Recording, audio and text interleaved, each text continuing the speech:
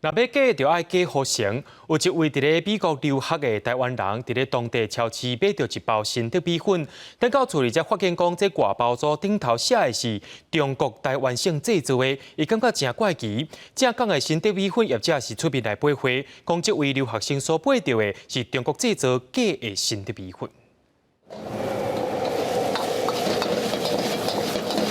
拄炒起来的米粉看起来就真香，世界有名声的新德米粉，真侪人拢爱食。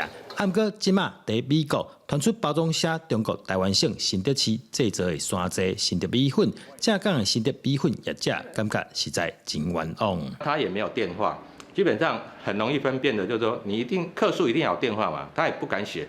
不管我们任何产品我们销到中国去的话，我们也不会特别去写中国或者是其他的。等等的字眼。实际来到米粉店，架顶悬几啊款米粉，又在人客景，头家呼吁消费者要买进前一定要看清楚，制作的产地才袂去买到假。我们看这个 logo， 基本上就跟它那个橘色的带着 logo 不一样，它是画得很粗糙的，而我们的 logo 是比较精致一点的。其实仿冒就是这样啊，就是粗糙嘛。业者嘛讲，其实这款状况已经几啊冬啊，若是要拍看国公司，成本伤悬，所以因只好提醒消费者买米粉进前，目睭就要闭好金。记者对君豪新潮报道。